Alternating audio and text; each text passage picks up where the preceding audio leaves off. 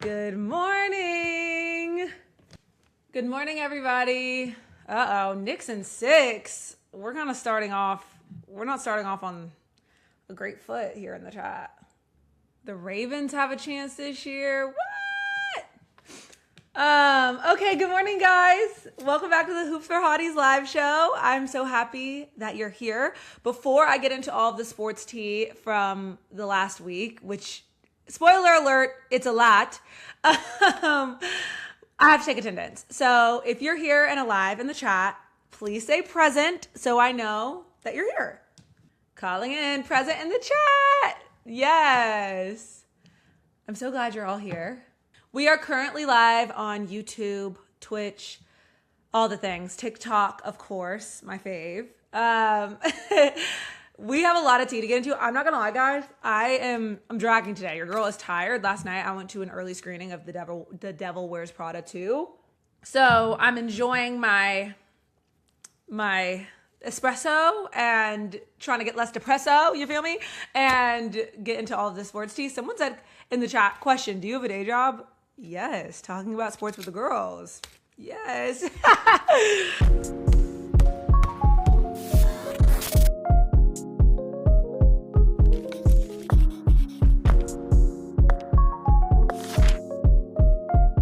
All right, y'all. First and foremost, let's check in on these hot girl headlines because here at the classroom where we speak about all things sports, I want to catch you up to speed. Obviously, make sure the girls always know exactly what is going on. And first and foremost, we're going to talk about the NBA playoffs. Starting off on a high note, right? Okay. I'm going to tell you where every single series stands as of right now. All right, and kind of talk about what the hell is happening. It's a little chaotic for a first round playoff series. I'm not gonna lie.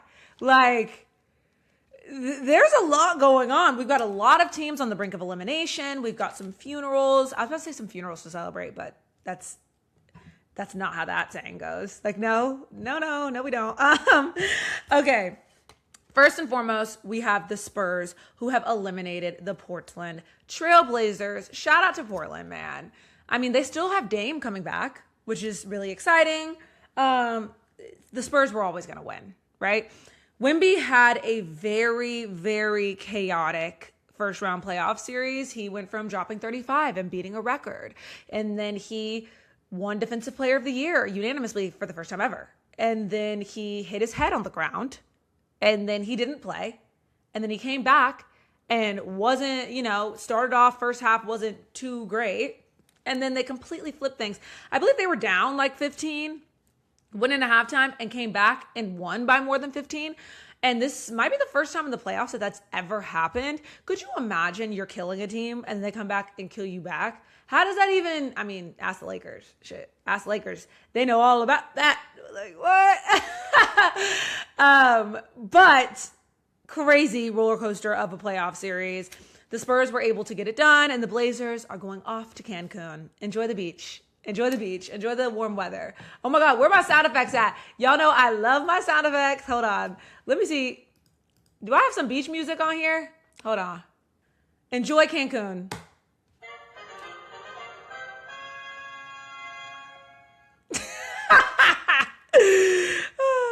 I love it.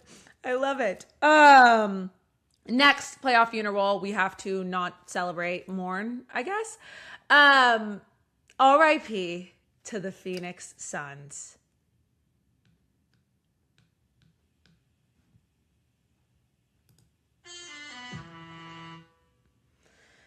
The Phoenix Suns have been eliminated in the first round of the playoffs, and Dillon Brooks will have to live to stare into space another day somewhere else. Last week, I told you guys that I learned the very disturbing fact that Dillon Brooks stares into space for 2 minutes without blinking before every single game. If he likes it, I love it. I just want to say to Devin Booker, what the hell happened, man? I mean, they went from being in the NBA Finals to getting rid of literally everybody who helped them get there. Literally everybody. And everybody else seems to be having a good time, Mikal Bridges is getting torn up by Knicks fans every other chance they get. But, at least they're getting past the first round. Like, fuck. what the hell happened to Phoenix? Oh my God, what happened to Phoenix? Like, CP3 is somewhere, like, one thing about CP3 I can say is all of his ops do worse without him. It's kind of like a woman after a breakup. You know, the man never gets better. He just gets more active on Instagram. That's kind of like the Phoenix Suns situation that we're experiencing right now. I had to get some lip gloss. Yeah, don't know what happened there. Don't really care. They got swept. Swept. Brooms out. And for my hot girls that don't watch a lot of playoff basketball, getting swept means every playoff series is kind of like rock, paper, scissors, right? It's 4 games that you have to win. So it's like best of 7, first one of 4 wins. And if they beat you 4 times in a row, that's called a sweep. They get the brooms out. Doop, clean you out. Very easy.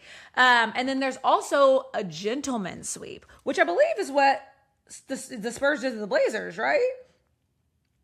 That's basically when they let you have one game. Like, they're like, oh, you could win one. No. And then they beat you still. So it's like, it's not a sweep per se, but it's kind of like a nice way of sweeping you, right? Next, let's talk about some of these teams that are on the brink of elimination, which I believe is all of them that are left. First one in the hot seat is going to be my Atlanta Hawks. I really allowed them to let me have hope for 10 minutes, and I need to remember that I'm an Atlanta sports fan, and that's not allowed here. The Knicks realize that they're the better team, and ever since, they have been playing like it. And the Hawks are way ahead of schedule. They're not supposed to be in this position, and let alone even if they are in this position, it's not supposed to be as close as it has been. The Hawks were able to get some close wins, 1-point wins, and then the Knicks were like, oh my God, yeah, right, we're better than you, and have been playing like it ever since. The games are hard to watch. Jalen Brunson is incredible. He does bitch to the refs a lot, though, and I love Jalen Brunson, but like, okay, bro, you're up by 25. Is it that, like, we're crying to the refs and you're up by 25? Come on, y'all. We got to get serious. Like, that ain't even right, bruh. Somebody left a comment, and I would never answer a comment like this again, but it says, Mariah, is your mother Molly still in sports? My mom's name is Mari. Yeah. Okay, next. Oh, yes. Game 6 is tonight in Atlanta. I have the Knicks winning this one. I don't think the Knicks should play with their food and let it go to 7 games. It's just not necessary. It's the first round of the playoffs. Let yourself get some rest. Win the game tonight. Honestly, put us Hawks fans out of our misery. I'm over it at this point, and we can go on to next year. And the Hawks they're ahead of schedule. They're not supposed to be here just yet. But if we do win, I'm gonna act like I believe the whole time. I really am. So just yeah. Anyways, next. The Celtics Sixers series. The Celtics are leading 3-2. The 76ers have had an interesting roller coaster of a playoff series. It's been, we're without Joel Embiid and we get a win. And then we're with Joel Embiid and we get a bad loss. And I don't understand when it comes to Joel Embiid. I was going to make a video yesterday. I'm still going to make it at some point called Why I Feel Bad for Joel Embiid and You Should Too. I think to a certain degree, right? It's fun to make the street clothes jokes about Anthony Davis or Joel Embiid or be like, he's not available, he doesn't want to play, yada, yada, yada. Do I truly believe that any NBA player doesn't want to play? No. Do I believe that Joel Embiid is extraordinarily talented when he is available? Yes. But like having to go into emergency appendix surgery, there is nothing you can do on the basketball court, not enough stretches, not enough, like some people are going to say maybe if he didn't drink a Diet Coke or like some bullshit, but there's nothing you can do to avoid having a situation with your appendix. And it's just unfortunate because he's always hurt. And I can only imagine what that would do to my mental health if that were the case. I know I could be one of the best players ever. I could be one of the greats if I could just be available. On top of that, dealing with the whole Ben Simmons fiasco and the drama, like Philly is just so unlucky in basketball. It is insane. The management drama that they've had in the past, their GM having a burner tweeting about players, like it's just ghetto. So honestly, I feel really bad for Joel Embiid. And I don't think that the conversation around him should be so harsh regarding his health. I think we should just look at it like, unfortunately, the man is hurt. You know, like I have empathy for that. I'm sure it's easy for me to say as a non-Philly fan, but dragging him through the mud, and I've made my fair share of jokes, trust me, but dragging him through the mud just feels wrong at this point. I think that the appendix thing made it a little bit too serious for me. So yeah, with that being said, I need the Celtics to go on. I think not only is it a better story with the whole Jason Tatum of it all, and I don't even like the Celtics, but can I just say something about the Celtics for a second? This is why I don't go live, because these are the things I think about making TikToks about, and then I'm like, Mariah, don't say that. Don't say that. Don't say that on the internet. They're going to drag you. They're going to be upset. Somebody's feelings are going to be hurt. To be completely real with you guys about the Boston Celtics, they have negative aura. 0. And I love the Jason Tatum story of this season. I mean, I will definitely make content about his comeback story, coming back from the Achilles. Honestly, I think that story was needed to make me buy into what the Celtics are selling. They're so boring. They are so... Jaylen Brown... Let me put my notes down for a second.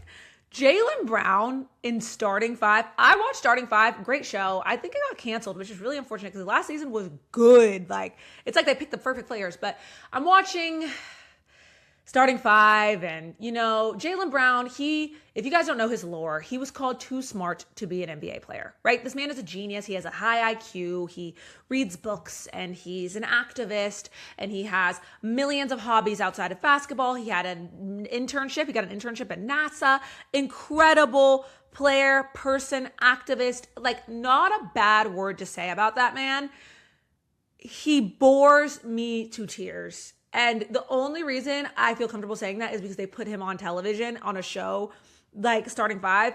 And anytime it switched to Jaylen Brown's perspective, or like we're going to the Jaylen Brown scene, that was commercial break for me. I could go refill my coffee. I could go get some water. I could go pee. Like, he would get on the screen and start being the scientific prophecy of the projections of the,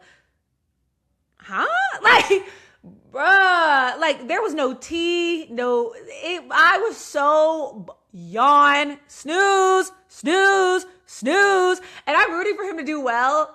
And, you know, I honestly think he's the best player on the Celtics right now, and I'm proud of him that he like got out from under Jason Tatum's also boring shadow. Jason Tatum is so boring. He's like aura farming with Kobe. And it's like, I understand your idol passing. I don't understand why people are so mean to him about that. But it's just still not, it's making no noise to me.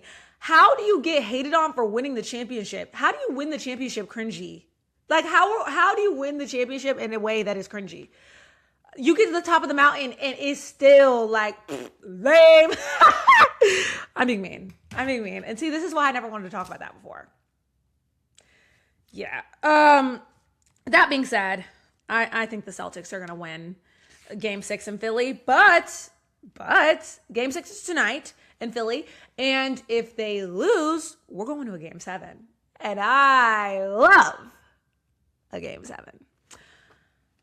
So next, on the chopping block, we have Detroit.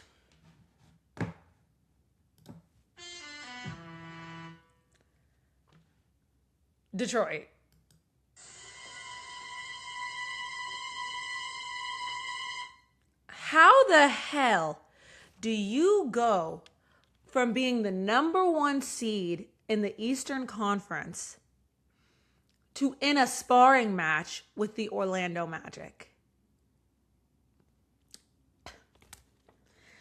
And you know what makes me mad is I hate when I drink the Kool-Aid and people make me feel bad for not believing in a team because the story's fun, right? Detroit has been so horrible for like my entire life. And I was making fun of them. I every chance I got, I called them the losingest losers that ever lost in loser history because that's what they were. And now they're good. And I like Cade Cunningham and I want them to be good. Yeah, woo! And y'all made me feel bad for calling them losers and saying I wasn't buying it. I didn't think this was going to last. So I drank the Kool-Aid. And now I'm spitting it the fuck out. This playoff series, I will say, this is my favorite playoff series. I am so tuned. Like this whole little 90s thing they got going on where they're beating up on each other and defense is being played. Like, love it. I'm eating it up. It's very entertaining. And also, I think the Magic have the best jerseys in the NBA. Is that relevant? No. But I love a pinstripe and I love a cutesy little star. And the fact that their ad is Disney and not like something fucking ugly, fugly. Like Detroit has a StockX logo on their jerseys, just pissing me off. Like, anyways, I like their jerseys and their crowd is loud as fuck. Listen, I know ain't shit to do in Orlando, but like go see Mickey and like stroll around downtown Disney and get a, I don't know, Mickey Mouse shaped pancake. I don't know what the fuck y'all do in Orlando. I don't. But I guess host tournaments, you know, like they like host conventions. What the fuck else is there to do in Orlando? Anyways, they are bought into this team. I mean, the fans were jumping up and down while the other team was shooting free throws. I'm from Atlanta, so maybe that's why that's shocking to me because our fans are so like just there to get a fit off. Those fans are loud. Like they are not playing. And Detroit was missing so many free throws in Orlando. I'm looking at my boyfriend. I'm like, what the fuck is this about? I mean, I could get out there and make 1 or 2 free throws. I mean, fuck. It was so bad, but I genuinely think the lights were too bright, the people were too loud, and the moment was too big. Like, people talking about they do have other things to do in Orlando, like SeaWorld and Universal.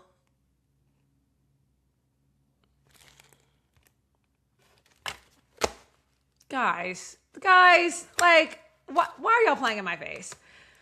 Anyways, so they blew it. They couldn't shoot the ball into the fucking ocean. Besides Cade Cunningham, right? But you can't have one great player in Tobias Harris. Tobias Harris over me? Does anybody else ever think about every single time I see Tobias Harris? He is a generational money getter from teams. I mean, Philly signed him to a max contract instead of Jimmy Butler. And then Jimmy Butler busted their ass in the playoffs and went to the tunnel and was like, Tobias Harris over me? And every time I see Tobias Harris, that's all I can think of. But anyways, child. Detroit, you're on the chopping block. Lose one more. You're going to be etching your name in history again for a losing ass reason. And that just, that is so sad. That is so sad. Last night, Cade dropped 45 points. Paolo Banchero also dropped 45 points. 2 number 1 picks. Good for them. Sparring it out. And Detroit won the game in Detroit. This game actually made it more concerning for me. Because, so you're telling me y'all need Cade to drop 45 to win? And Tobias Harris dropped like 23, 28 or something like that? That's not a good sign because that was the knock on y'all going into the playoffs, that you rely too much on Cade. So if that's supposed to make me feel better, girl, yeah. Detroit, you lose one more, you're done. You win, you go to a game 7. Good luck. Next, Timberwolves Nuggets. They have a game 6 tonight in Minnesota. Minnesota. Oh, Minnesota. They're so thin. They're so thin. The roster's so thin. Anthony Edwards is hurt. His knee snapped back like the hats from back in the day, bruh. And that's unfortunate. Listen, Georgia Bulldog. Go Dogs. I am not rooting against Nick. I'm not rooting against Ant. I understand he has babies every time he sneezes, but I'm not rooting against Ant. I'm rooting for Ant. I want Ant to do well. My thing is this. I don't know if I'm trying to see Minnesota play the Spurs without Ant. I don't know that that's something I give a fuck about. And I know like people who work in sports aren't supposed to say when they don't give a fuck about a game, right? But like I do, because it's true. Like I've heard plenty of people who you see on your TVs be like, I don't give a fuck. Like I was watching, Netflix last night. So I'm just being real. I'm not trying to see that. Whoever wins the series gets to go play Wemby. And I'm like, I'm trying to see a good series. Now, I don't want you to make it too hard on the Spurs because I really want to see Spurs OKC. So maybe they could let Minnesota go forward. Actually, you know what, Minnesota? Go Wolves! What do y'all?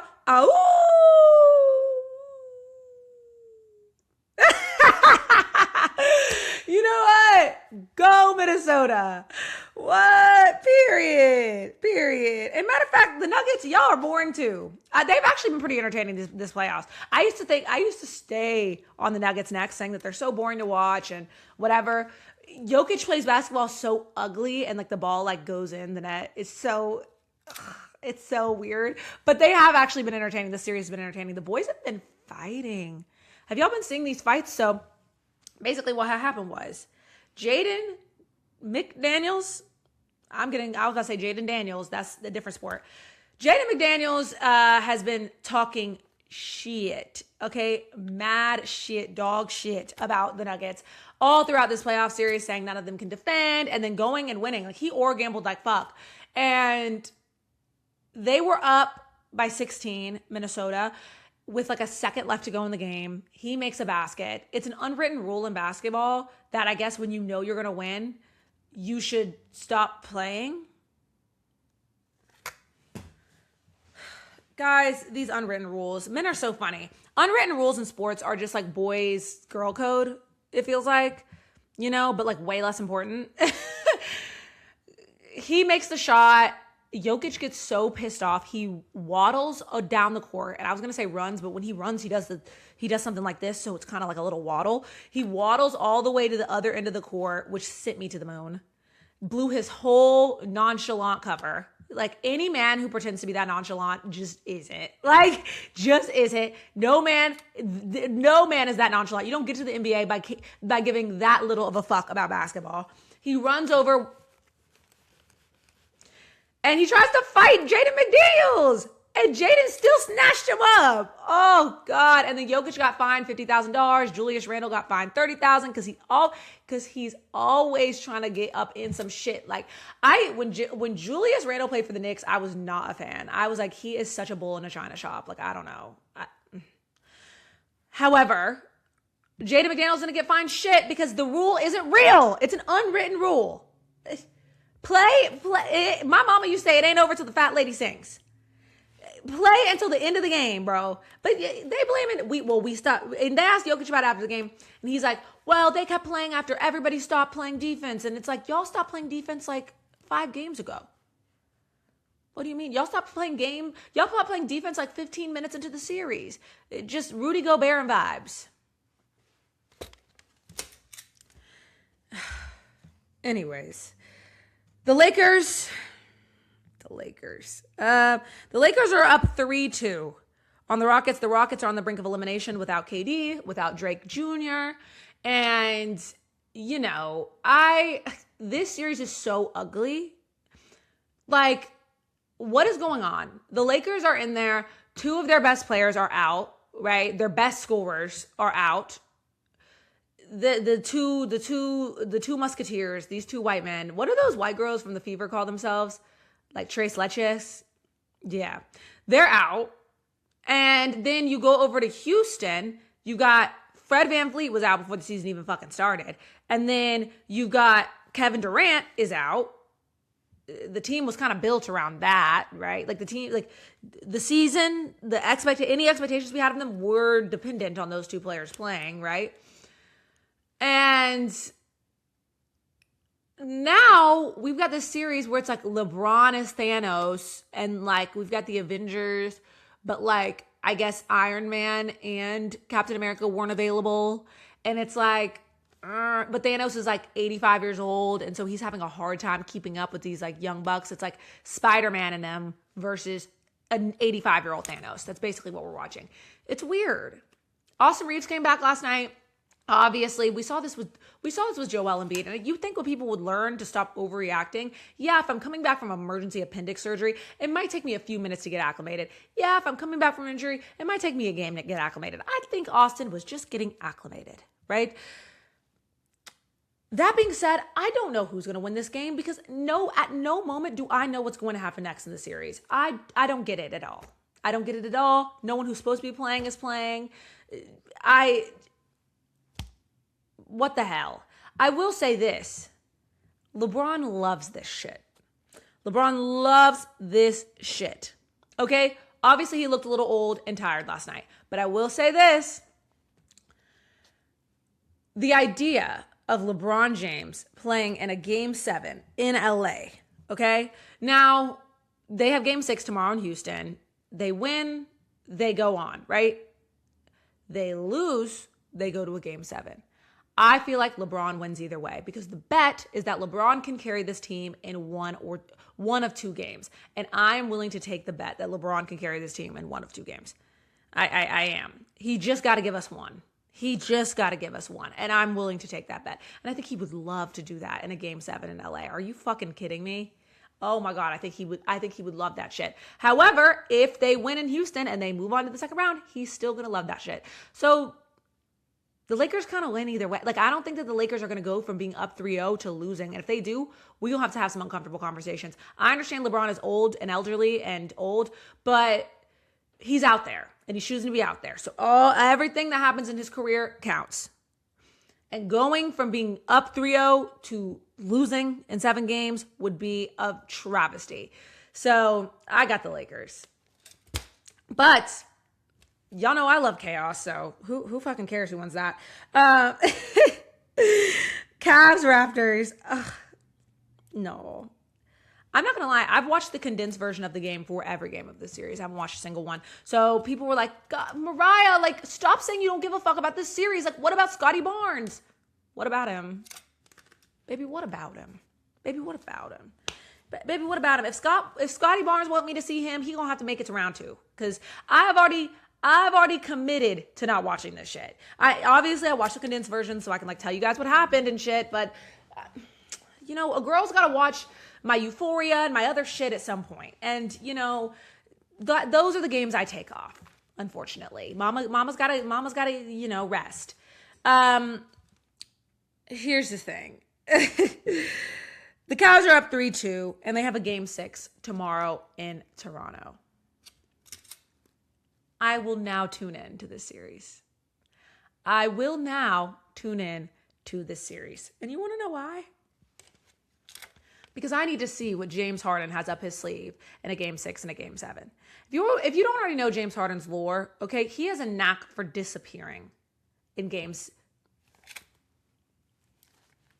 6 and 7. Okay, I'm a grown-ass woman. Wow. He has a knack for not being able to perform when the lights get real bright. So I will be watching Game 6, and if it goes to a Game 7, I will be watching that too. Not because I'm a James Harden hater and I'm waiting for him to fail, but because if he does have a good Game 6 and Game 7, I want to see it. I want to be there for it. And if he has a horrible Game 6 or Game 7, I also want to see it. So I will now be tuning into the series, and we'll have more to say the next time we discuss it. Before, I was bored. I can see what Coco Jones got on Instagram. I don't need to watch the games. Now, guys. Now we're going into some real tea. Some tea you guys said I was beating the living absolute shit out of, okay? But we're moving on to tea time.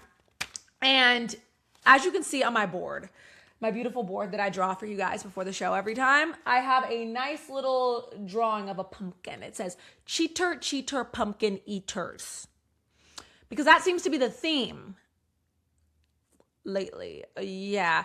Lots of breakups. I don't know what's in the air. Everybody's beefing. Everybody's breaking up. Everybody's fighting.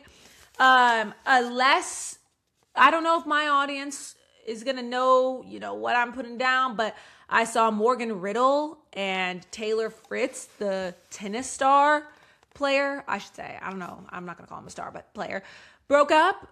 She used to have the most cuntalicious down outfits at the tennis matches, and she got so many women involved in tennis. And so they broke up, but good for her because she bought a beautiful Fendi baguette. So yeah, they broke up. And then you've got, no, I'm not going there yet. Diana Russini and Mike Vrabel. Last time I spoke about this on one of my lives, my Wi-Fi went out. So Diana, if you could just leave me alone at this point, because At this point, baby, you're fucked. At this point, my girl, my sweetheart, you're fucked. There have been new developments in this situation. Obviously, I'm going to give you guys a little bit of context if you haven't heard the story, but it's going to be rapid and quick. Diana Russini is a reporter / insider for The Athletic, or was. Mike Vrabel, head coach of the New England Patriots. They were caught, holding hands at the hot tub. They were caught together at a adults-only resort in Arizona. Okay? This goes against her journalistic integrity because you can't be messing with a source. You can't be sleeping with a source. But based on the photos, she said, we're just friends. We were with 6 other people at an adults-only resort that's known for proposals and anniversaries. I don't think so, but fine. She is married with children to a Shake Shack executive. He is also married with children and has been since 1999. These are both people who are married, okay? So they get caught together. Diana denies any involvement with him and says, she has to resign from her job. She's like, I have to resign from The Athletic, and I stand by everything I had said about the situation. We are just friends, and we were with 6 other people, and I stand by my statement. Well, Mike had other plans. Because he gave a secret press conference, and according to the Sports Gossip Show, which actually is put on by The Athletic, they said that this was a secret press conference that the New England Patriots press was told was going to be like 1 or 2 bench players, in voluntary camp, something that they didn't really need to be at. So not a lot of media shows up. And it's Mike motherfucking Vrabel talking about some damn, I had hard conversations with my family, aka my wife, and I'm going to counseling and missing the 3rd day of the draft. I am going to booty camp. I'm going to booty healing rehab. Yes, because I couldn't get enough of that ass. And by that ass, I don't mean my wife's. So he missed day 3 of the draft for whatever fucking reason, because you're rich, right? Can't you go to counseling like any day? It had to be during the NFL draft. It's like there are important moments as a football coach. I think ushering in the next generation of your football team and like the Super Bowl are probably the 2 most important, and you're missing the draft. Yeah, all right. But I hope, you got healed from the addiction to that ass. But it has more layers, this story, than we knew, because new details have surfaced this week beyond the original photos. The New York Post published a second report with Vrabel and Russini photos of them spotted in New York City years ago, described as sitting closely and at one point appearing to share a kiss. This is not a recent thing. They have been messing with each other for a while now. How long, you ask, right? Because he said, so this was Mike's quote. Diana said, we're just friends, bro. We're just friends. And then he said, quote, my previous actions don't meet the standard that I hold myself to. He effectively admitted something that happened. And, he still has his job. She doesn't. He went to counseling, right? But unfortunately, the story gets worse. So you guys are probably like, Mariah, why are you still talking about this? This is now the 3rd episode, which means 3 weeks in a row that I have updated you about the situation. I think you're going to want to hear this one. I think you're going to want to hear this update, baby. I am about to share my screen and show you guys a new development in this situation. Okay. So Diana Russini was obviously not only messing with Mike Vrabel, she was down bad. She was down bad for this man. She made a playlist. Allegedly, for Mike Vrabel called Turnin' to Paige. TMZ reported on this, so I don't want it to be he said, she said, and then it be like, Mariah said this and it's wrong.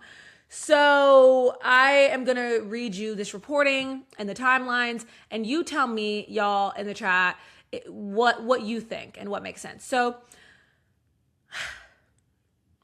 David Kovuki of Foya Ball brought this wild development to light on Monday, posting screenshots of a Spotify account belonging to the former athletic reporter Diana Russini, featuring a collection of songs in a playlist called Turning the Page. It was shared with a user simply named Mike. As you can see, Diana Russini, it says Diana Russini, and it has her, her photo. Shared the playlist with someone named Mike. It only has one save, and I'm assuming Mike saved it. She shared this playlist with him on December 19th, 2022. This is the day after Mike Vrabel's Tennessee Titans, which she was the beat reporter for the Tennessee Titans, which her whole job was to cover the Tennessee Titans at the time, lost their 4th straight game of the season. So they were on a 4-game losing streak. And Diana, coincidentally, after the 4th loss, sends a playlist called Turn in the Page, to a man named Mike. Holy shit. And did y'all see these photos of them gambling together? Holy, they were in love. Fucking affair. They were in love. Holy shit. Now, obviously, we gotta look at the playlist. Like, what songs are on here? The playlist is 18 songs. It's an hour and 9 minutes. Okay, a quick one. A quick little playlist. Yes. He also allegedly played this playlist at practice. So, yeah. If I were his wife, hold up. They don't love you like I love you. Slow down. They don't love you like I love you. I would be at practice with that bat bitch in Beyonce's yellow dress. Hey, it's such a shame. The fuck? Don't play with me. Yeah, so this is the playlist anyways. Is that Lotto? Okay, so it's called Turning the Page. I see Beyonce, Lotto, Sam Hunt, and My Love featuring Jess Glynn. Wow, diversity of music taste. Okay. Wait, this is so fun. There's something about this is so evil and sick and twisted, but shout out, what? She's Beehive. What? Okay, Diana.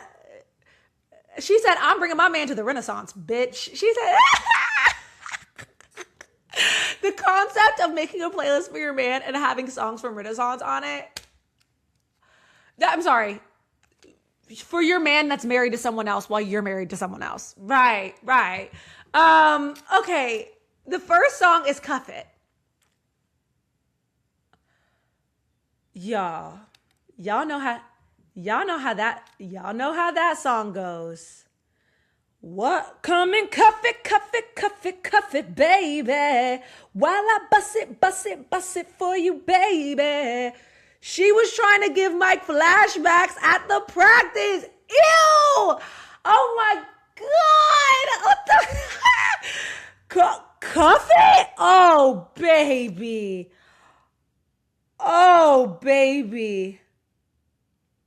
We getting fucked up tonight. I know the team was like, hey, yo, coach, can you throw on some NBA Youngboy or something? Why the fuck are we listening to Cuff It at practice, bro? This why y'all lost 4 games in a row?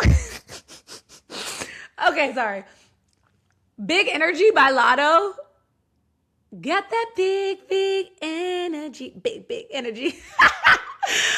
Wait, I'm crying. No, I'm sorry. Not Big Energy. She was trying to give this man flashbacks at practice. I'm actually in tears. Hold on. In order to make this point, I'm literally fucking up my monetization on YouTube. Like, I'm literally not going to receive a dime from this video simply because I need to play this song because you guys need to hear how fucking crazy this is.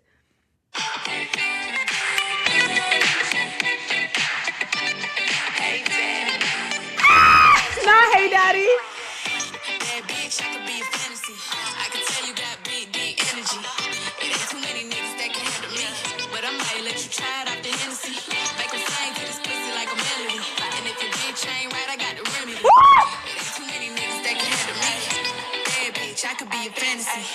Huh? Make them sing to this pussy like a melody, and if your bitch ain't right, I got the remedy. It ain't too many niggas that can handle me. Bad bitch, I could be a fantasy. Oh, who you feeling like, Diana? Who feeling like Diana? Huh? Oh, absolutely not. By the way, she did not add the clean version of this song. She added the dirty version. She wanted to know. She wanted him to hear Pussy. That's your alibi. What? Okay. Break my soul. Because your husbands and your wives won't break your soul. Stop. They won't break you. Fuck no. You won't break my soul. The infidelity anthem. What? House Party by Sam Hunt. Unfortunately, I went to a PWI and I know this song. Gonna have a house party.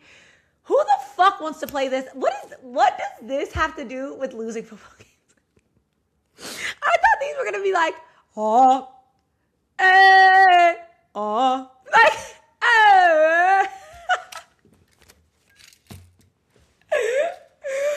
oh my God. My love, pump it louder. So raise your glass if you are wrong. Why? Who the fuck want to hear that at football practice? Huh? I like my beat down and my bass down low. Red Hot Chili Peppers, Last Resort, Welcome to the Jungle, Photograph, God of Thunder, Dance the Night Away, Renegade. Oh, they didn't show. What are the last two songs? Come on now. You want to deprive a girl? What are the last two songs? Damn, fuck. Wow, shout out to whoever found this. I mean, was he supposed to listen to this while he was driving his kids to school? All right, well, they cheated so hard, I don't even know, like, wow. Like, they're gonna win, like, world records or fucking, I don't know. They've unlocked a whole new level of cheating. Next piece of tea we're going to get into, we are going to talk about Megan Thee Stallion. Thank you. Megan Thee Stallion, yes. Thank you, everybody. And Klay Thompson. Oh. Bitch, I thought that said booing. It says boing.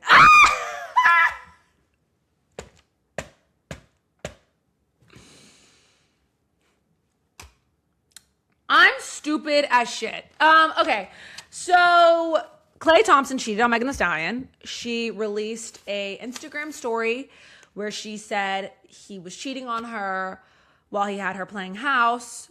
I forgot that they literally purchased a home together. Like, did the fucking photo with the two hands with the keys.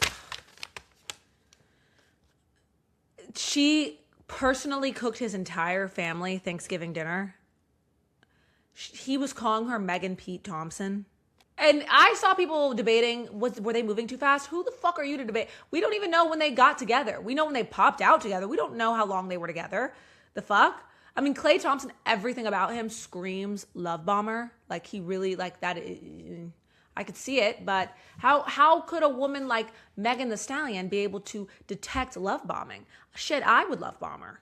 So, and I just want to say to any man that is celebrating Megan Thee Stallion getting cheated on, I'm finding it. I hope Klay chooses you next. That's it. I hope Klay chooses you next. Stephen A. Bald Ass Smith is going to hop on a podcast. He is a grown man. Like, Stephen A. he is entirely too old to be acting like a makeshift Wendy Williams. You make enough money to talk about sports. Why the fuck do you have Megan Thee Stallion's name in your mouth? And to say, how could you come on here and tell your business about your public relationship with a man who you purchased a home with and personally cooked Thanksgiving dinner for his entire family? You were sitting at games with his mother. You built a relationship with his mother, calling her on a first name basis and shit. You are celebrities in a public relationship. How dare you feel so offended that he cheated on you, that you come on the internet and tell your adoring fans that are going to wonder what happened in the relationship that you were cheated on and the relationship is over? How could you have the nerve to come on the internet and speak about your experience with your man in public when he's a 4-time NBA champion. Nigga, what the fuck are you talking about? What does that have to do with being a good person? And this is why, to be honest, like I don't even like to interact with men about this subject at all. I don't like to, because being able to put a ball in a hoop doesn't make you a good person, doesn't make you immune to criticism, and does not mean if you cheat on me, I can't empty the clip on your ass because you decided to embarrass me. So I also get to say what the fuck happened. And I want any woman that's watching this to know, men want us to be silent because they don't want people to know about their bullshit and how they move and what they do. Megan Thee Stallion posting that story and telling the world that there are men in my chat. Ew! When are they going to learn that this page isn't for them? It isn't for them. It isn't for them. It isn't for them. Giving myself a little massage. I don't understand. If you don't want to be in a relationship with somebody, break up with them. And sometimes men will be like, well, she wouldn't let me and she cried and she's so crazy. Leave her. You have agency. You are in your late 30s. Klay Thompson is what, 37,000 years old? Klay Thompson, you are grown.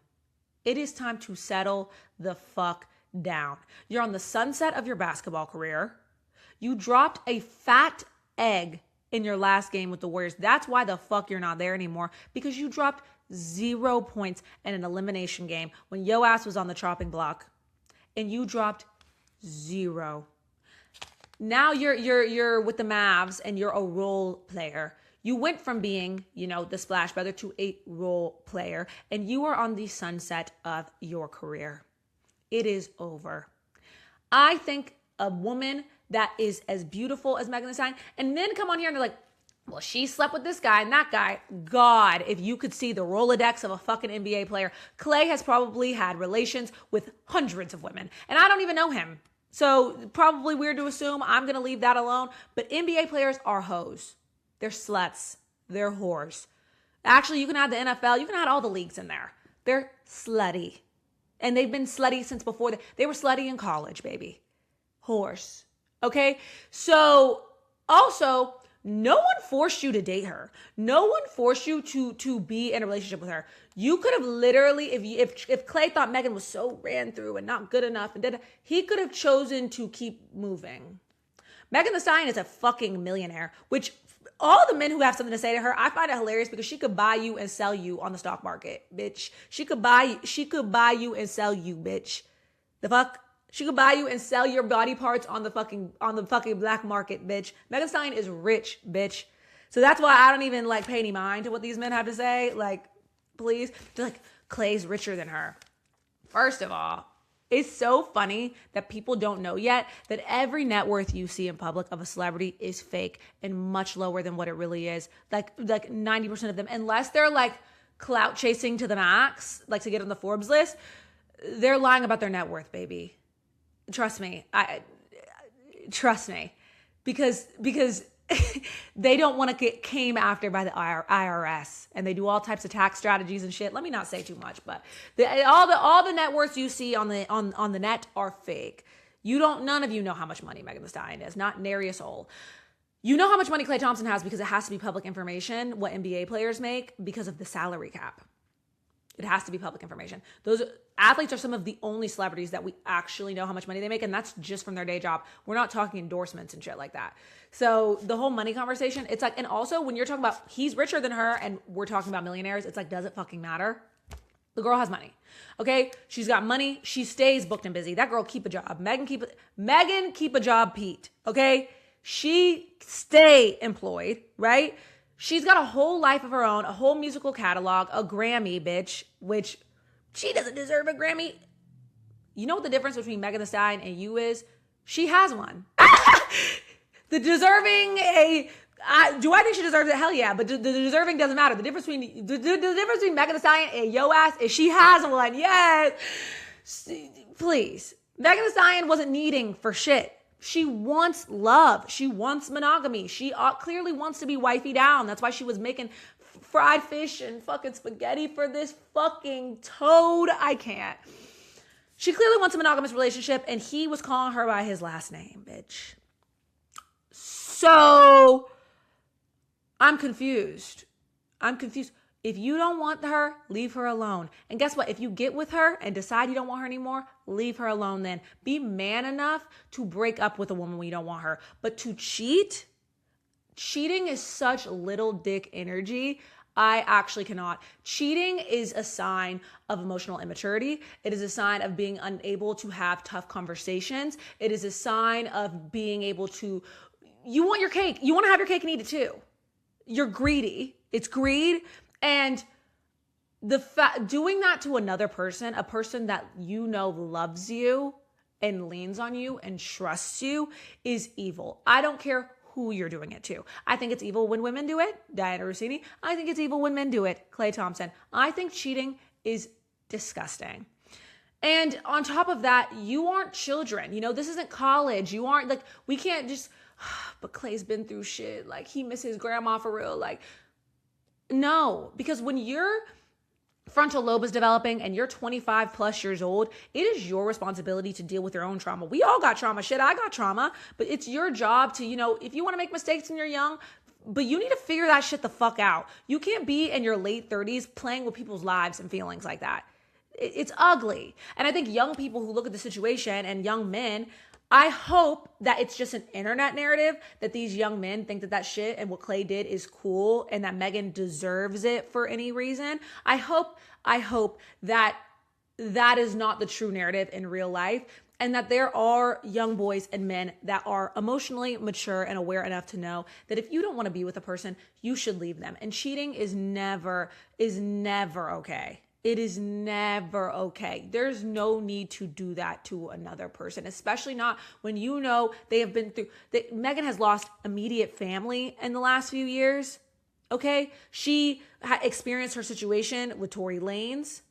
She has been through a lot, and so to allow that person to open up to you, and then to tear their heart open like that, I don't care what the situation is or what the two sides to the story is, that's not okay or acceptable. And that's why I have a safe space for that situation.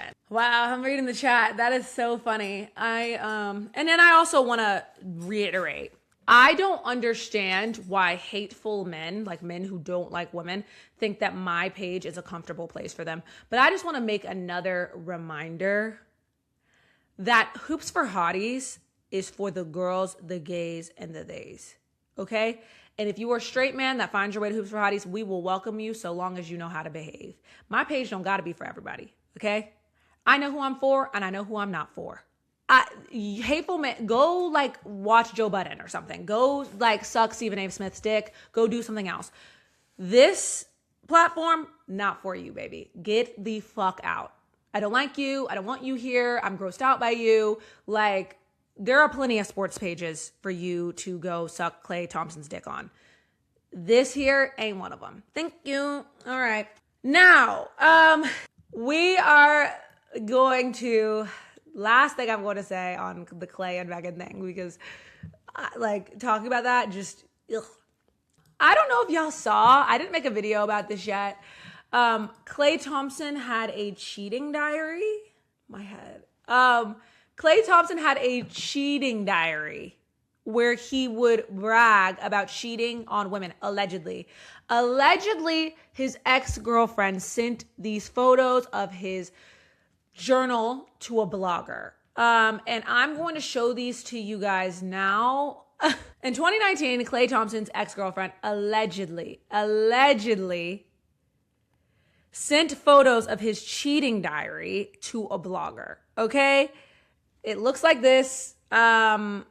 He was writing in a notebook. I don't know what Klay Thompson's handwriting looks like. If anybody has an autograph from Klay Thompson, that could probably help identify this, actually. But in this cheating diary, he would put the date and the city that he was in. Obviously, NBA players travel a lot.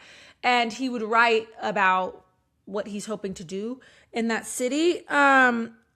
This one says, yes. lifestyle on and off the court, particularly my sex life. The most savage sectors of my lifestyle: promiscuousness, womanizing, misogynistic, self-centered, insecure addict. Is that what I am right now? I hope not, but I keep writing about it. Maybe because my experiences are so euphoric and exciting. Women at my fingertips in so many cities nationwide. I do it on the regular. Lastly, we are all very well compensated for our talent, productivity, and professionalism. This lifestyle I'm currently living is about to lose some of its energetic input. That energy will go towards bettering my business acumen and other interests, as well as exercising my mind. Oh, yes. Okay, roughly 2:45 a.m. I think that this says, I can't tell if this says 4/4/2018 or 4/9/2018, but it says, about to attempt a, can I say this word on here? I'm just going to say it. Fuck it. I'll bleep it on YouTube or whatever later, but it says, about to attempt a blowjob from Ophelia Bledsoe of Indianapolis. Wish me luck, in all caps with an exclamation point, and wish me luck is underlined, double underlined. Okay, next page. Oh my God, this is fucking insane. Guys, this one's bad. Already on the, okay, this is Portland, Oregon, 2/13/18. Already on the brink of All-Star break in the midst of winter. I can't believe it, all caps, exclamation point. So much to look forward to this upcoming weekend, and it can be overwhelming. I do not know what to look forward to most. Is it the potential purse? Is it my potential purse with a dollar sign from the 3-point? Or the potential debaucherous activities that follow? A belief of work and play. A balance of work and play must be struck this weekend. I want my best performers. A balance of work and play must be struck this weekend. I want my best performances while living my best life. How do I attain this elusive balance? There must be sacrifices! All caps. No matter how big or little. Hoop first and foremost. Ho. H-O-E. It's all caps, H.O.E.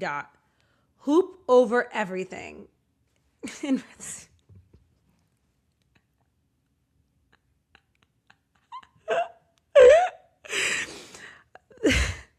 How do I attain this elusive balance? There must be sacrifices, no matter how big or little. Hoop first and foremost. Ho, H-O-E. Hoop over everything. I'm hoeing this weekend. For sure. Smiley face.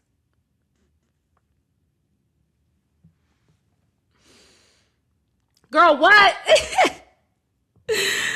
You couldn't have even dreamt this up. All-Star Weekend 2018 is being held in the beautiful City of Angels, in a building I was so lucky to frequent as not a slut. Sorry, I cannot read his writing. You couldn't have dreamt this up. All-Star Weekend 2018 is being held at the beautiful... What? You couldn't have... my God, fuck, Klay. You couldn't have even dreamt this up. All-Star Weekend 2018 is being held in the beautiful City of Angels, in a building I was so lucky to frequent as an adolescent. In parentheses, Staples Center. That's some serial killer shit, Klay. I'm not gonna lie. We're gonna move on. So, for our hot girl lesson of the day, we are going to be talking about the NFL draft. I was going to say NBA. But for our hot girl lesson of the day, we are going to be talking about the NFL draft. And I'm going to be doing a little bit of recap. The girls were so mad at me they didn't get a draft recap or a fit recap. I'm going to start with the fits. No one looked a mess, really. I didn't think anybody really looked a mess. I thought that the guys actually looked really good. There was like a Reese's Pieces jacket that I assume he got paid a lot of money for. So I feel you, brother. Get your coin. But I thought everyone actually looked really nice. Like I didn't really have anything to say about the outfits. I was like, good on you, brothers. So yeah, that fashion was actually really good. I think, these players just have so much money now coming out of college and so much access like to the internet and Pinterest and shit and know what's cool and what's not cool. It's kind of sad because it does take a little bit of individuality out of fashion, but everybody looked nice and put together and like they had money. And I'm like, good for you. The walkout songs, there were walkout songs. I didn't know that was a thing. But the best walkout song to me, the two that are tied are the guy who did the gospel song. That was, I mean, beautiful. That's some shit my mom would want me to do for sure. And the love me, love me, love me, love me. He was aura farming like fuck. Like, I get it. You want edits to that song.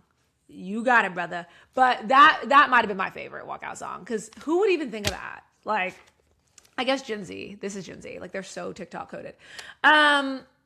Anyways, I also want to talk about, as far as the NFL draft is concerned, the Makai Lemon phone call. This was definitely the most chaotic moment of the draft. And if you didn't see it, I'm about to show it to you. But this is the story that everyone is talking about. Makai Lemon was sitting in the green room at the NFL draft, which basically means he was waiting to be drafted. Okay, he was waiting for his turn to be drafted and to like walk out on the stage and to get his hat and have the whole little moment. He was on the phone with the Pittsburgh Steelers GM, Omar Khan. The Steelers were planning to pick him at number 21. They had called him ahead of time just to let him know. Then someone from his camp came running in and said, "This is Philly. They just traded for you. Philly is taking you right now." I'm going to show you the moment. Very awkward to be on the phone thinking you're getting drafted to one team and then like you don't. And I don't know.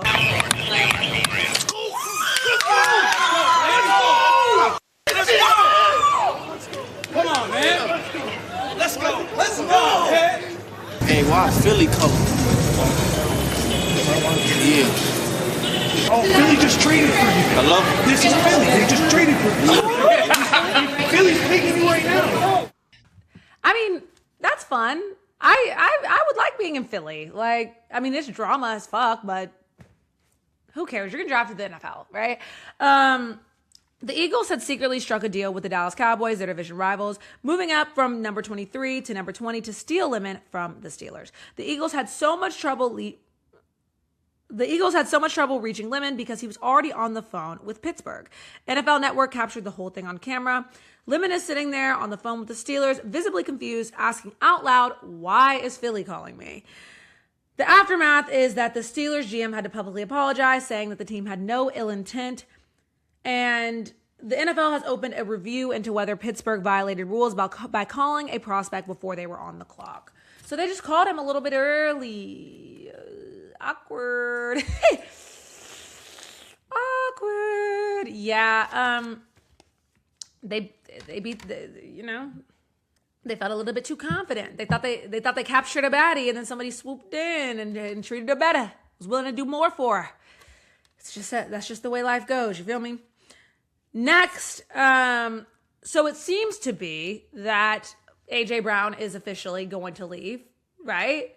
Somebody said in the chat that they never understood why people try to act like hard and too cool for school while they're at the draft.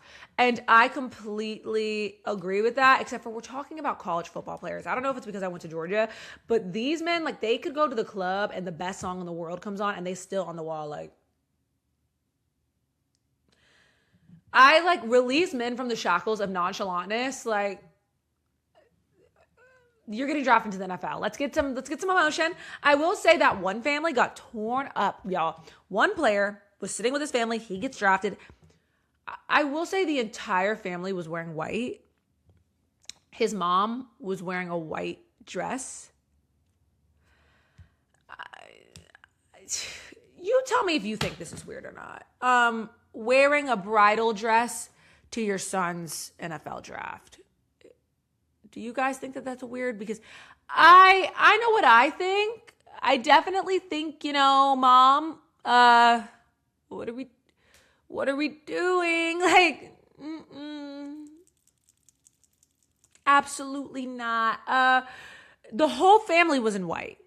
The family even having a dress code like that for the draft. Yeah, I get the vibe. I just think that's a little far. Boy moms are never beating the allegations. They're never beating the allegations. Ever. The NFL draft is just like boy moms on display. People are shocked that happened. Yes, it happened. And the family, when he got drafted, screamed like Jesus came back. And everybody was like, somebody get this man a lawyer and a financial advisor yesterday. But I also think that comment I didn't like because something about it feels very anti-black. So I don't know how to feel about the whole thing. I'ma just, mama shouldn't have been in a white dress. I think that's really, absolutely not. It seems that AJ Brown is definitely going to get traded. He didn't report for the voluntary offseason workouts on Monday, but that doesn't mean shit to me because they're voluntary. Like who fucking cares if he doesn't show up? But based on the draft, it seems like that they're going to, AJ's gone. The Rams made what everyone called the worst pick of the night when they selected Ty Simpson with the 13th pick. He was a player that was not expected to go before the end of the first round, let alone in the top half of the draft. Almost every analyst gave it an F. Sean McVay's reaction became its own story, and the 49ers GM was photographed visibly reacting to the pick. McVay called him to demand an explanation, and the Rams are trying to win a Super Bowl now with Matthew Stafford. They used their first pick in years on a quarterback who won't play for years. Nobody can explain it. Let me explain this in a way that the hot girls understand, okay? Let me think about this for a second. Okay, I got an analogy. This is literally how me making my videos works, by the way. This is how I'm gonna explain this. So, the Rams are like a girly who already has everything she could possibly want in her closet, okay? She has an incredible wardrobe, right? And instead of getting ready for summer, right, which is, she has a lot of beautiful summer pieces, but she just needs a good pair of denim shorts. Okay, it's summer, it's getting hot outside. She just needs a good pair of denim shorts. She's had her eye on a pair for a while. Like it's been her first. It's her first summer in years where she can really splurge on denim shorts that she can keep for the long haul. So she's really excited about going to the mall and going shopping. When she gets to the mall, she gets distracted by a fur coat. Okay, she gets distracted by a fur coat. Baby, it's May. All right, it's May. Why are you looking at a fur coat? All right. You need a pair of denim shorts so that you can add it to your already so fruitful wardrobe now. Okay. We need shorts for now. It's hot as fuck. You live in Miami. It's 95 degrees, baby. You need some shorts, but you looking at a fur coat. She spends her entire paycheck that she's been saving up to get these denim shorts. She spends it all, blows all the money she got on this fur coat that she can't even wear until wintertime. It's May. It's not going to be cold enough for a fur coat until at least January, right? And the coat ain't even on sale. So, maybe fine if it's the third or fourth round, aka if this coat is on sale, sure, get yourself a fur coat to get prepared for the winter. But this is a mink. PETA gonna be mad. Everybody gonna be upset. Now you don't have any shorts to go with all of these beautiful tops you have in your closet because you were distracted by a fur coat because you were like, but that would be so good for me to wear in the winter. But baby, it's not winter. It's not winter, it's summer. And you paid full price for a fur coat that you can't even wear yet. That's what happened with the Rams. I mean, woo! When I do that, it just really gets me. Like that was just wow, that analogy, it just really, hold on. I'm gonna give you one more. It's kind of like you're a man in a relationship with a bad bitch. She's got everything you could possibly need. She's so wifey material. You know what I'm saying?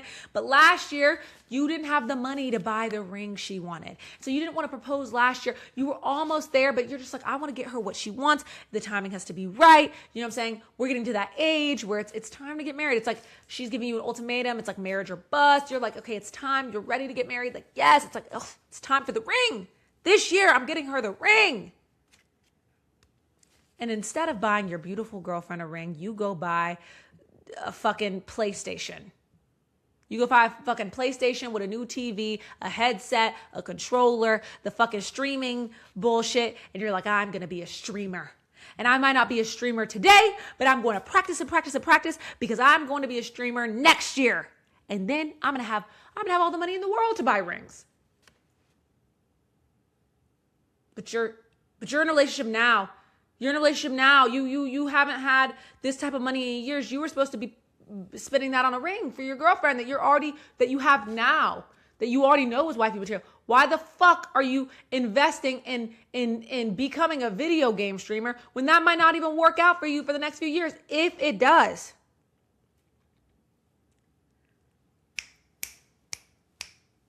Thank you. Yes. So that's what the fuck they did. I think it was stupid as hell. But honestly, I think that this was like their way of protecting themselves and not protecting their team. Like, they're like, we have to have a quarterback for when Matthew is gone. So sorry to you. But I thought the Rams were going to win the Super Bowl last year. And what player were they going to draft that was going to help them that much this year? You know what I'm saying? Like, I mean, it was stupid. Let me not. I don't know. But enjoy LA, Ty. And then obviously Mike Vrabel missing day 3 of the draft to go to counseling for his addiction to booty. And the New England Patriots fully support Mike Vrabel's decision to prioritize his family first, as well as his own well-being. And that's it. Yeah. Good for Mike. Now let me check and see if I have any voice memos from you guys, the audience, because this is usually the part of the show where I take calls from you guys. I've got my handy dandy little phone, and if you guys want to call me, my phone number is 678-879-5279. I will answer any question you have right here on live stream, but if you take too long and nobody calls me, we moving on. Let me see if I have any I have hella missed calls from you guys. Holy shit. Do I have any messages? Oh God, it's the voice of a man. I'm scared. That voice sounded very male. Oh my God. He starts talking crazy, I'm cutting it off. Hey, good afternoon, Mariah Rose. This is K Sapp. I'm of the Simply Ball Dropping podcast. Hey, I left you a DM on your Instagram. Trying to link up and see if you'd be interested in coming on the podcast.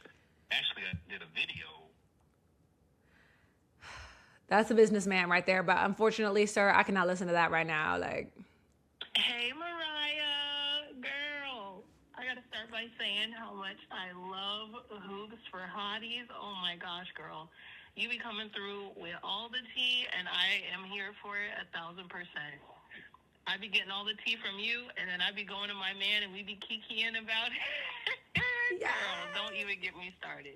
But anyways, I came on here because I need an update from you on the Patriots coach and that NFL reporter. Girl, there has been so much that has happened since you first reported on it, and I need to hear your thoughts and opinions on it. So yes, please, girl, come through with it. Thank you. Much love from Seattle. Bye, girl. hey girl, thanks for calling from Seattle. See, this is for all the people who said nobody cares and wants to know anything more about that Mike Vrabel situation, because people clearly want to know. So I already talked about it at the beginning of the show, but to answer your beautiful question, I think cheating is wrong. I think cheating on your partner is wrong, especially when you're married. I think things can be complicated though. I don't want to judge anybody too harshly, but unfortunately, making playlists for somebody at your work so that they can play them at work and lying in your resignation letter, just the whole thing makes it look messy. And I think what Diana did is bad for women in sports. And I typically agree with, women, we always get the short end of the stick, et cetera, et cetera, et cetera. But unfortunately, you were an insider and your job is to get inside information. And for you to, I could make a really bad and horrible pun like right here, but I'm not gonna. But for you to allow a man to get in between you and getting your job done, or, allow a man to make you a lot better at your job, child, is damaging to the reputation of all women in sports. And so I don't like when people do that and abuse roles and opportunities, because when you fuck up that opportunity, you fuck it up for the next woman too. So I think that she's dead wrong. Oh, I just got another one. Hey, I'm leaving a voice message is right now. I was just in the live stream, and I was just wondering, like, on a scale of 1 to 10, how mad are you that a 4-time NBA champion, 5-time All-Star selection, 2-time Olympic gold medalist, and multi-millionaire Klay Thompson cheated on Megan Thee Stallion? All right, thank you. Okay, give me 1 second, guys. Yes, okay. Kindle, yes. I looked your number up on Cash App. I assumed you'd be in there because, I mean, I just assumed. Kindle, nice to meet ya. Welcome to the chat, brother. I don't know how many times you recorded that. Congratulations, very well spoken. I hope Klay chooses you. Well, you see, when somebody acts up in the voicemails like that, it'd be making me. And y'all could ask me anything, and I've been getting a lot of questions, all week about different shit. Y'all could ask me anything on here, and you get on here and you play. All right.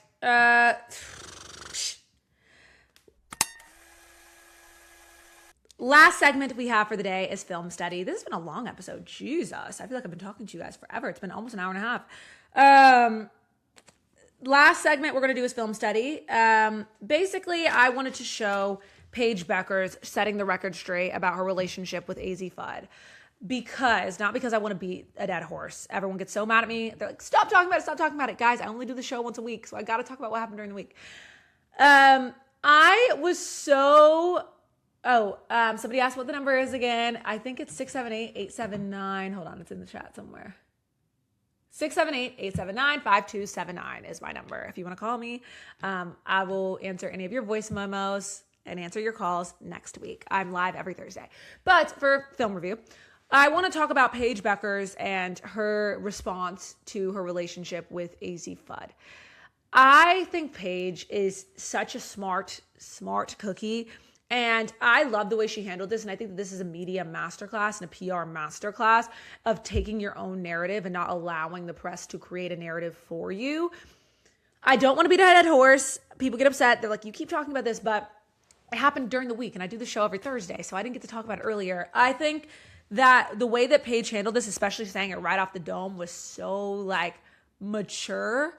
And I think the way she stood up for Azzi is really beautiful. And I think now it just sets a precedent that don't ask me shit about it else. And I really like the way she handled this, so I'm going to show it to you guys. I think that Paige handled that.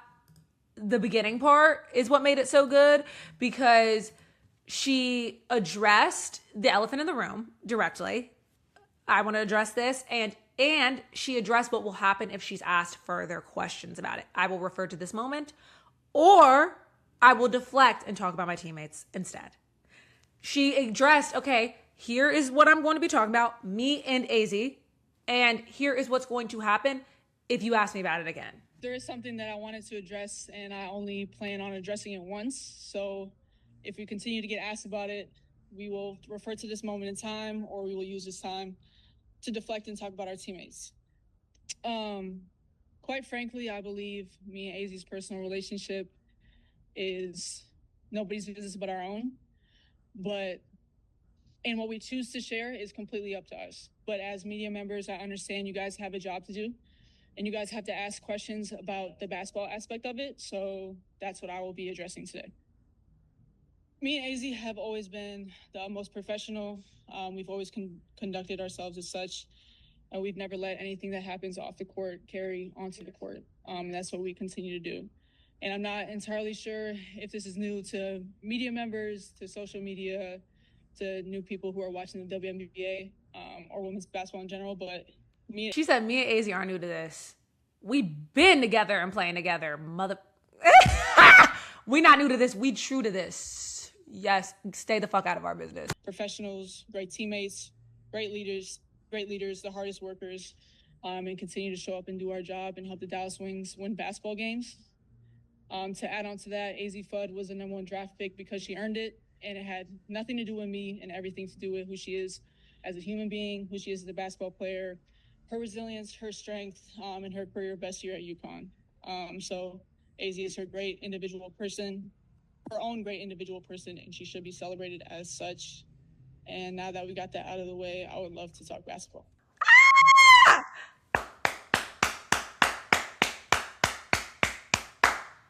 Now that's how you control a room, Paige. Now that's how you own a room. Now that's how you own a narrative, Miss Paige. Yes. Chewed that the fuck up. I'm so proud of her. And that's exactly what I was saying. Obviously, she acknowledged that they've shared their relationship publicly, but what they choose to share is what they choose to share. And what they don't choose to share, don't ask me about it. The media does have every right to ask about things that they haven't, that haven't been answered. That's their job. But Paige seemed to answer all the questions right there. And now we can move on to the WNBA season. I believe they have their first game together tonight, a preseason game against the Fever, I believe. So shout out to them. Wow. That's all I had for this week. I say that's all after speaking for an hour and a half.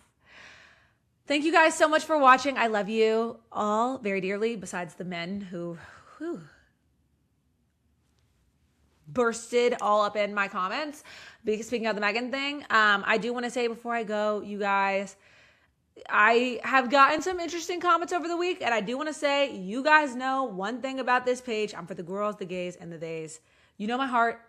I am a good person, and I am gonna, keep it cute regarding like anything. But that being said, I am very clear about where my values stand on this page.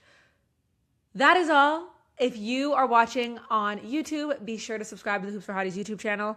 And if you are watching me on TikTok, make sure you're following Hoops for Hotties on TikTok so you can keep up to date on our next lives. And if you are listening on audio, please be sure to leave a 5-star review or, less than 5 stars, but leave a review, bitch. If you don't like it, I need to know what I'm doing wrong. Shit. Thank you so much for watching. Love you down. Bye.